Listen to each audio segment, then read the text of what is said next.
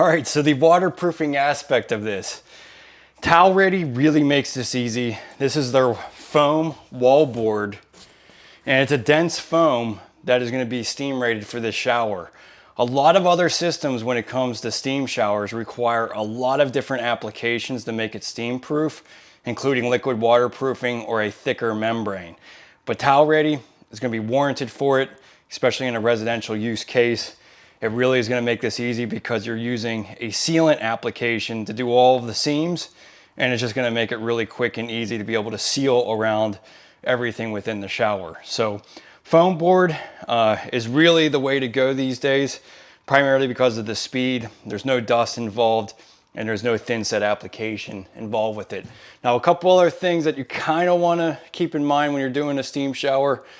Now, this location works out perfectly because we've got a slanted 45-degree angle ceiling on it. But you do, if you're going to be using the steam shower a great deal, if it's going to be on for hours at a time, if you have a flat ceiling, you could potentially get some condensation that's going to drip on you and give you, basically cold droplets. So they do suggest that you have a slanted ceiling so that the water is not dripping from the ceiling. But it really all depends on how long you're actually taking a steam shower. Generally, that takes a long time to create that condensation and become something that's, kind of annoying being in the steam shower. But ultimately, it's not going to hurt anything if you had a flat ceiling. The recommendation on that actually is 2 inches per foot of a slope. So in a standard, 8-foot ceiling type of setup, that's really difficult to make look nice. That's why I was so excited about this scenario, because I already have the 45 slanted ceiling. This is just perfect for a steam shower. And like I mentioned, the smaller this cubic inch feet this is, the smaller unit that you actually need to do the steam shower, because the bigger the shower, obviously the bigger generator, the bit more electricity, like everything about it just becomes more and more and more. So getting a smaller area like this is just perfect. So we're going to get into the waterproofing. I'm going to show you some quick tips on it. Honestly, it really is kind of straightforward. There's just a couple things you want to kind of pay attention to when you're actually installing. Make sure that you get a nice flat surface. All right, so there's just a few things, accessories that you're going to want to have with this setup. Basically a putty knife to smooth out the sealant. You're going to want an 8 by 8 inch trowel for applying different things like the pipe seals and the flex collar around your shower valve. And then they also sell this banding, which is an additional waterproofing we'll get into a little bit later. But this is going to make sure that the first seam, the most important part between the shower pan and your wall, is completely waterproof. This is also something that can allow you to extend outside the shower and go around your curb. So having a sealing tape like this is, I think, something pretty important for a steam shower. It really helps ensure that everything's waterproof. And then you just want to make sure that you have enough of the actual sealant. So a lot of the kits that are going to be selling, they'll sell so many different boards and an amount of sealant, but make sure you have enough sealant for what you're doing. If you're putting a recessed niche in, if you're building your own custom niche, you definitely want to order a couple more tubes of this to make sure you have it. But I'm going to be using this for all of my banding as well. So I made sure I got a couple extra tubes to be able to do that. But really, other than that, that's about it. You're just using 1 1/4 inch, 1 5/8 deck screws. So basically a galvanized coated screw, something that's not obviously going to rust. Other than that, that's really about it. So, all right, so let's go ahead and get our first piece in. So first thing you want to pay attention to, some of this could have been addressed while you were actually framing it, but you want to have 16 inches on center between your joists or between your studs. So just making sure you have that all the way around. This is pretty much what we framed for. This is about 12 inches right there. But you just don't want to extend, you don't want to have like 24 inch on center framing. You want to have something in between there. So if you do, like this wall right here, this is 24 inches. You can see I just have some blocking to make sure that it spans. It's really important against the backsplash to be completely even with it. So when you slide your board down, it meets nicely with the side splash. So that's where having some drywall shims are nice. These come in like a pack of 100. But you can see right here, I got almost 1/4 inch of space between this stud and my backsplash. I have a little bit of a gap here, about 1/8 of an inch. So I'm just going to straighten that out with a little bit of drywall shims.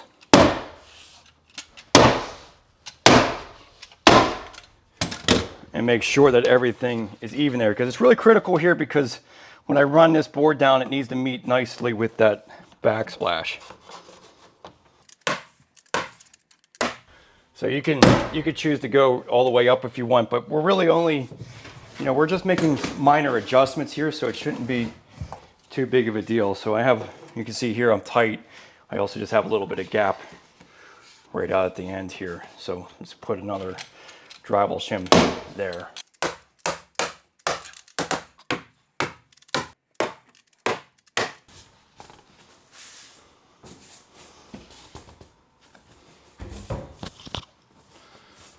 Okay, so the wall board's really easy to cut. Just need a utility knife. So we're gonna go 54 inches.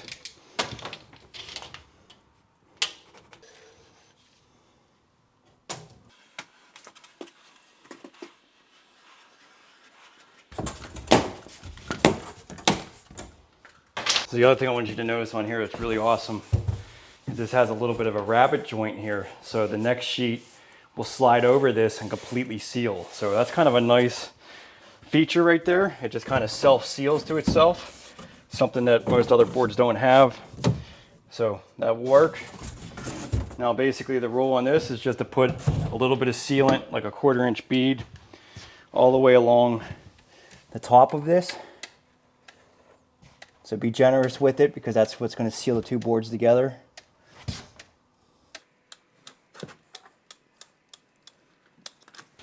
Oh, so we need to actually, I should have done that beforehand. I will. I need to get that little port from my steam shower head.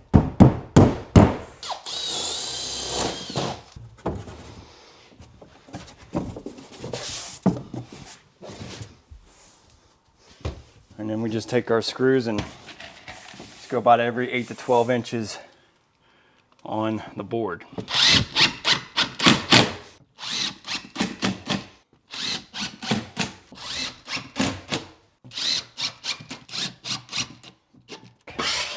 This excess sealant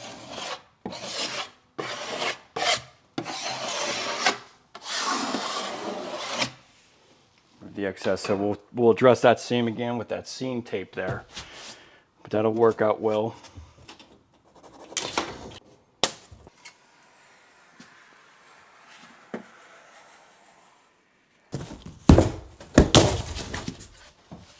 Okay, so we have 12 3/8. So we're gonna be right about here. 30 or 29 3/8. 29 3/8.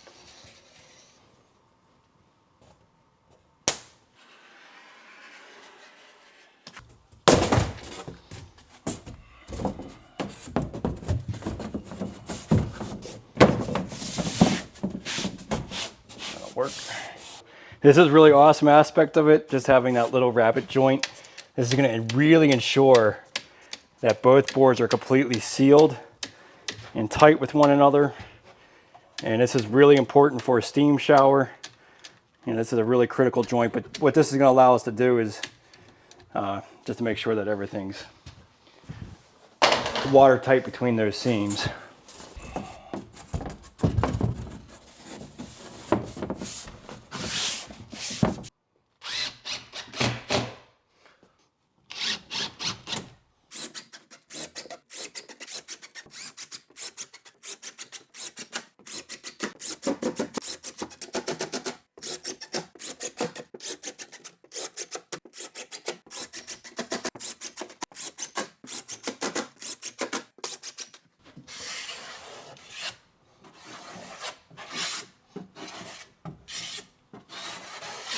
Okay, let's put more sealant between the boards.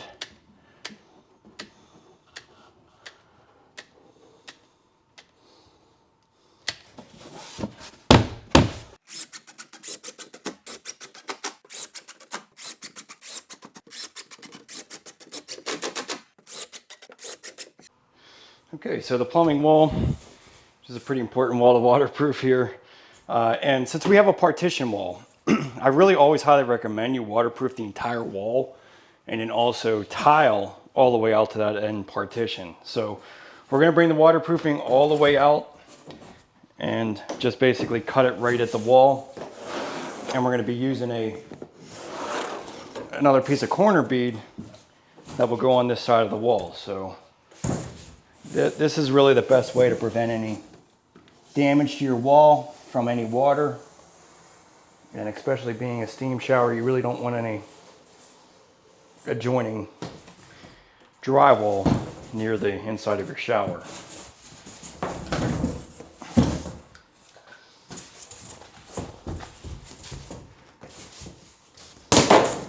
Go. Okay, so once again, we're gonna seal against our backsplash here with some sealant. Just put a decent bead here. And we're also going to go up the wall because we want to seal the two boards together. And just so you know, this stuff is pretty fluid, so it's really nice to work with because of the fluidity of it. It's really easy to flow out of the tube. And we just embed that into the sealant. And every 8 to 12 inches, we'll put some more screws.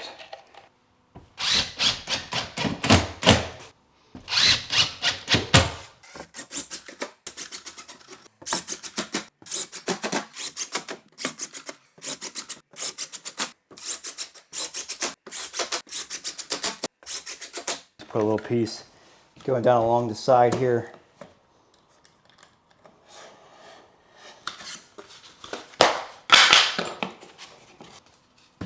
This is a pretty critical area right here. This is where things like to get rotten right next to the curb, so this is a good place to ensure that there's plenty of sealant and waterproofing. We'll address this whole seam again before we're done, but for right now, smooth it all out.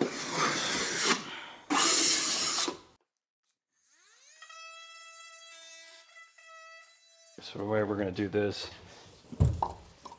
I actually want to keep this little guard on here so I can kind of seal around it, because unfortunately the valve seal is not going to fit on that. So just try to first get this. That's where a little handheld adapter is.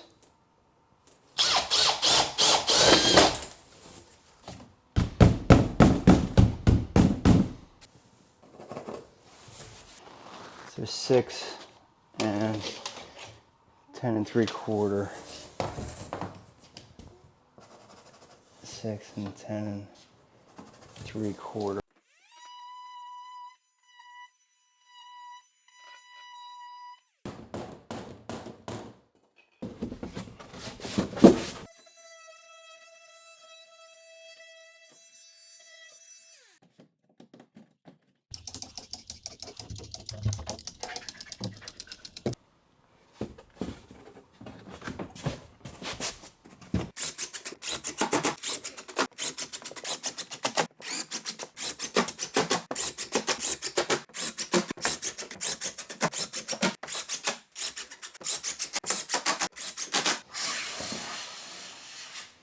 Okay, and you can just go ahead and seal around this plaster guard. You know, and this will kind of suffice as a way to, if any water gets down around here, it'll just kind of escape the system.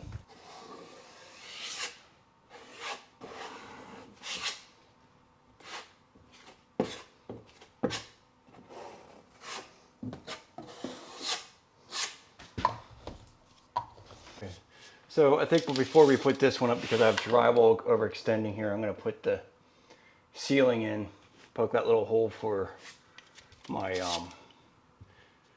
little light, and I think I'm just gonna make the light, yeah, 16.5 on center here.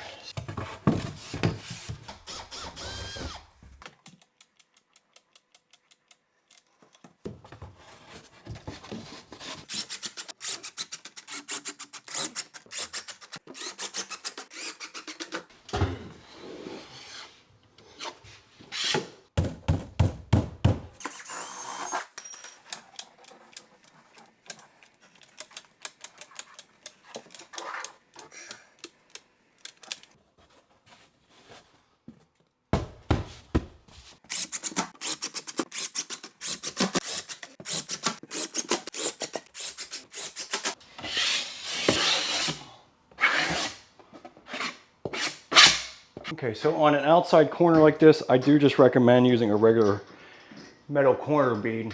And this will just allow you to finish this corner nicely, bring your tile right out to the edge. But one thing, you know, we'll address this here in a minute, but I do recommend that you put sealant on here so that this doesn't rust out. So let me get my drywall knife. Biggest thing here, I just want to make sure that I hit both edges of this, so when I fill that with mud, I'm good. And it doesn't really matter too much on this side, but I'm really more concerned about this being able to be finished.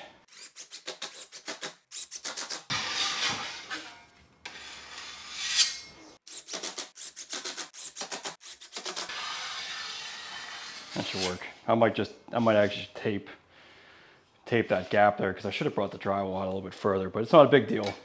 We'll be able to finish that, and then this side, we'll put a little bit of sealant over this just so it doesn't rust out if any water gets underneath the thin set layer.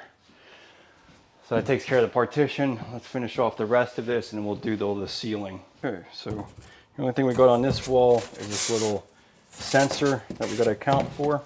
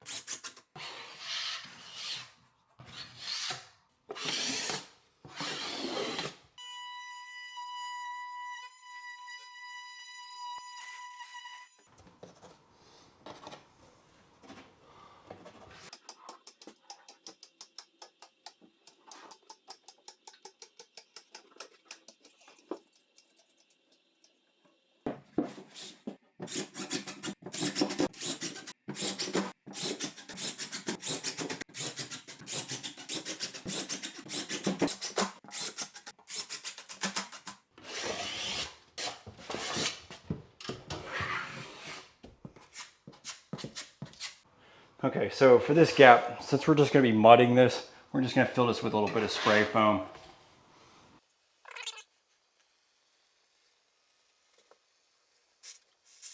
So once that sets up, we can cut that out and just put a mud joint down that. Okay, so honestly, you could just fill this with more sealant and go all the way around here, but to just give some extra insurance and extra protection, using their sealing tape makes a lot of sense. So you can either use this, or they do make a flashing that you can put across there as well. I've done them both ways, but you know, now that they have this banding, I really think it's going to make it the easiest way to go about this. So you just want to put plenty of sealant all the way along that seam.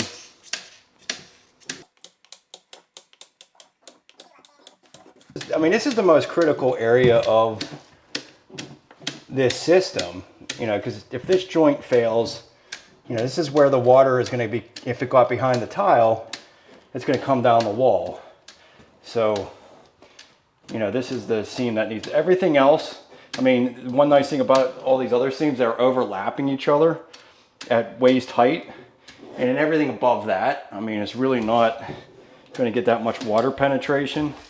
But this is a steam shower, so it's going to be important to, you know, obviously make everything steam proof. A lot of other sealants are much thicker than this, so this makes it nice and spreadable to be able to do this joint nicely. So that basically takes up a hole entire tube here. Use an 8x8 trowel. And we just want to make sure that we have enough spread.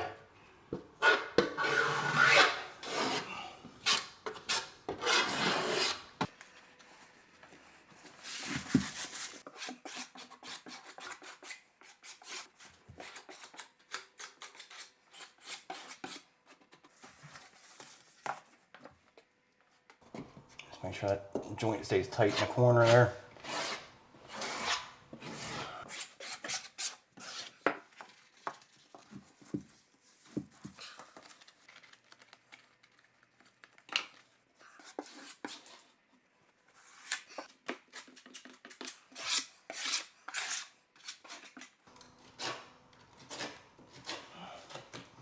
So that's still nice and sealed now. Now we can go ahead and do all of our other seams, but now I got the most important one completely sealed.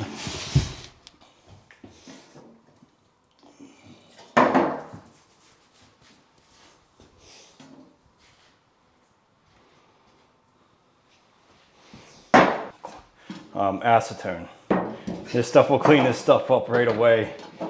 So you just don't want to get this stuff like on an acrylic surface, like if you had an acrylic tub or something like that, but on all this stuff, it makes it really nice to clean up. So I always have a half gallon of this around just to get it off the tile or anything else I get it on for that matter. Okay, so we go ahead and put our pipe seals on. Very important for a steam shower. You want to have everything waterproof.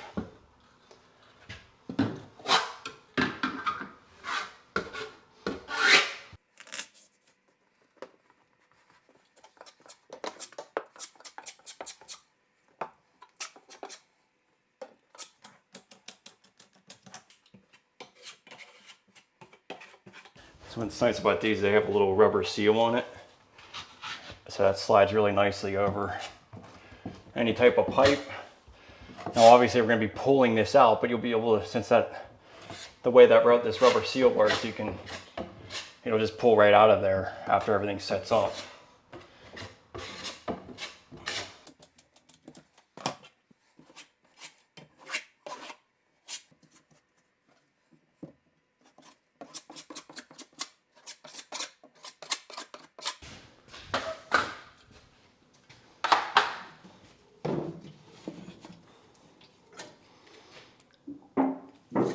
Okay, all right, so now we can just go ahead and do all the corners and all the seams and then all the screws. So again, don't run out of sealant, make sure you have enough. This steam shower is going to take quite a bit.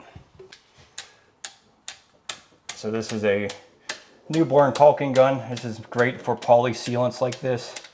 It has the right thrust ratio to make this easy to spread.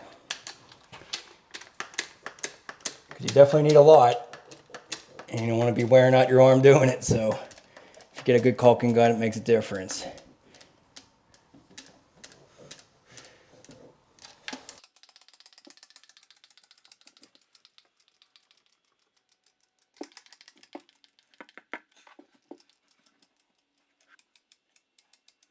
Okay, so they give you a corner trowel for this.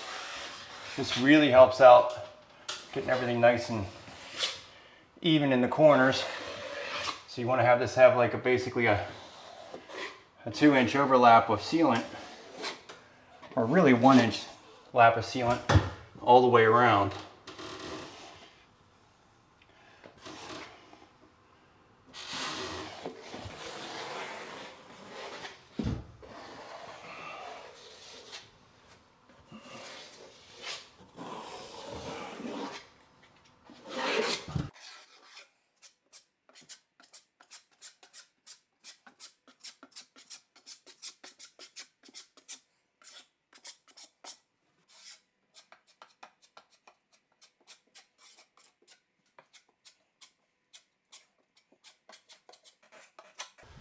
Okay, so go over the flat seams.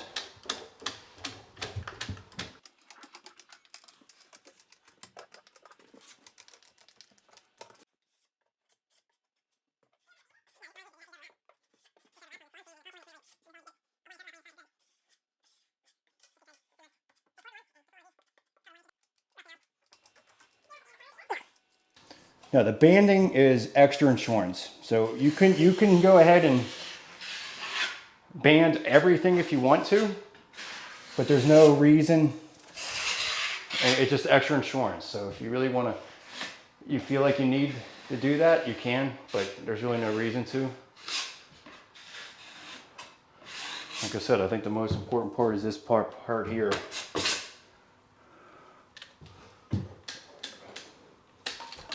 And we'll just go over all the screw heads with some of the sealant.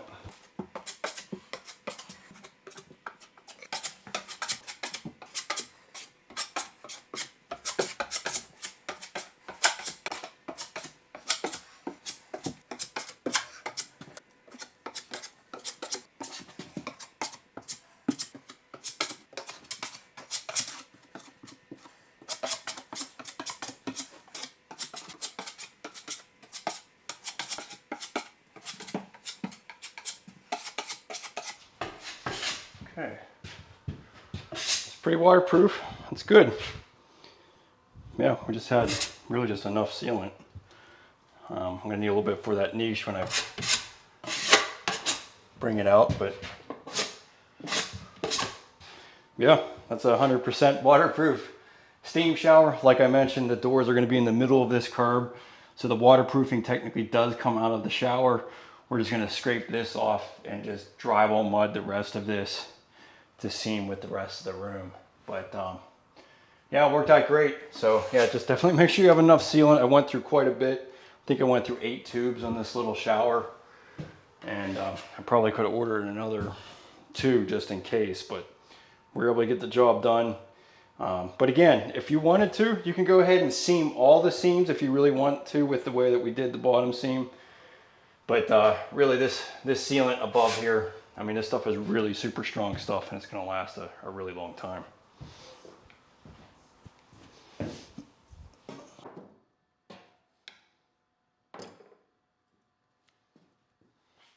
Do you have the link to Tile Redi for to buy it? Let me check my notes. I probably do. Because I like to get you put that on there.